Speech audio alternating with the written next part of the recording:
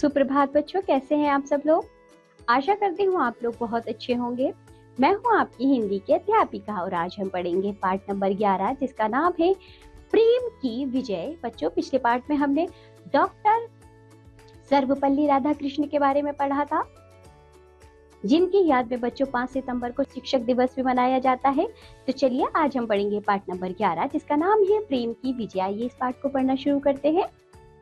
कौशल की राजधानी श्रीवास्ती में राजा प्रसेनजीत राज्य करते थे। उनके राज्य में अंगुलीमाल नामक एक अत्यंत क्रूर एवं बर्बर डाकू था। प्रजा उससे भयभीत थी। राजा स्वयं उस डाकू का कुछ नहीं बिगाड़ पाते थे। स्थान है बच्चों श्रीवस्ती नगर का बौद्ध विहार। समय सायंकाल यानी कि शाम का समय है। महात्मा बुद्ध खुले मैदान में बैठे हुए हैं। उनके सामने उनका शिष्य भदंत खड़ा है।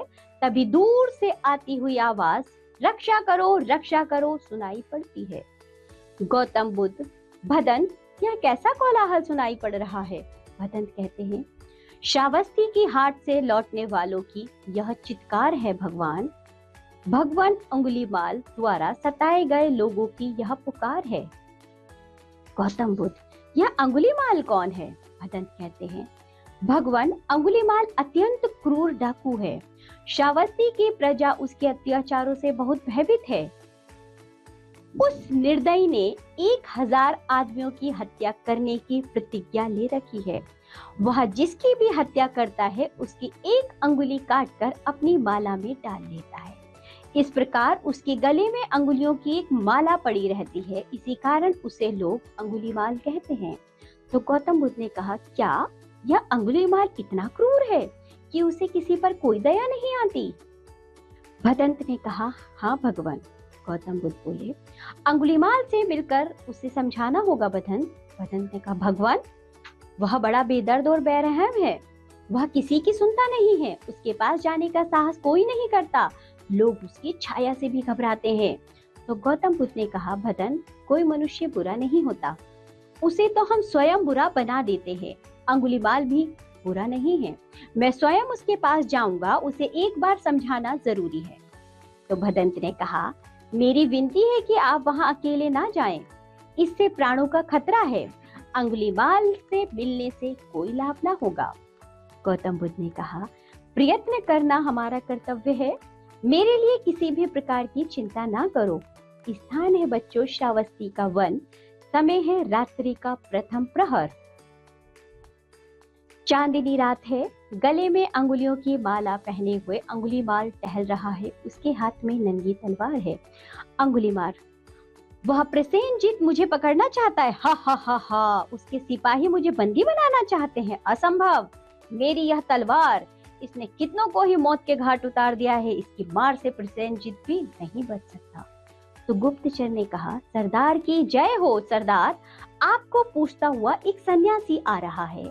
उसे देखकर उसके चरणों में गिरने की इच्छा होती है। अंगुलीमाल कहता है, डरपोक गुप्तचर, अपने कपट वेश से संसार को ठगने वाले सन्यासी के लिए तुम्हारे मन में इतनी श्रद्धा। तभी गौतम बुद्ध पास आ जाते हैं। तो गौतम बुद्ध कहते हैं, सन्यासी को कपटी समझने वाले अंगुलीमाल, अपने कपट को त्यागने का प्रयत्न करो। सन्यासी किसी को ठगना नहीं चाहता। एक बार सन्यासी बनकर तो देखो, तुम्हारे मन का सारा पाप धुल जाएगा। अंगुलीमाल ने कहा अपने मन में, इस सन्यासी के मुख का तेज तो मुझे भी अपनी ओर खींच रहा है। अंगुलीमाल कहता है, सन्यासी तो अपनी मीठी बातों से मुझे ठगना चाहता है। ठहर जा, मेरी तलवार तेरा स्वागत करेगी। तो गौतम बुद्ध कहते हैं, मैं तो ठहर गया अंगुलीमाल, पर तू कब ठहरेगा। अंगुलीमाल चकित है। वह सोचता है कि मेरे सामने आने वालों की सदा भय से घिघी बन जाया करती है।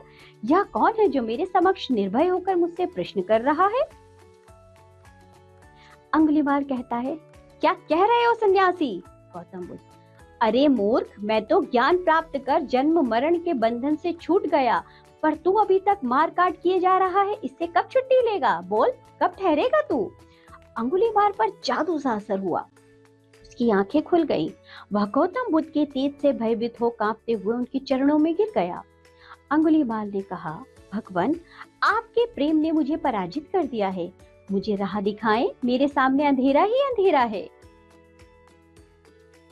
गौतम बुद्ध ने कहा, अंगुलीमाल, तुमने अपनी भूल समझ ली, अब तुम पवित्र हो, तलवार फेंको और धर्म की शरण में आ जाओ।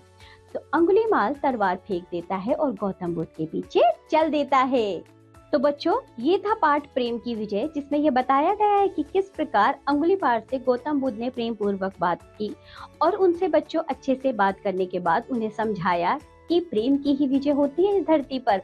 तुम इस तरह शत्रुता रखोगे, मार काट करोगे तो तुम्हें जीवन में कुछ भी प्राप्त नहीं होगा। तो चलिए बच्चे, इसी के साथ ये पाठ होता है यहाँ समाप्त। इस पाठ को आप दोबारा से पढ़िए, इस वीडियो को अच्छे से देखिए। अब हम मिलेंगे आपसे अगली कक्षा में, तब तक के लिए बाय बच्चों।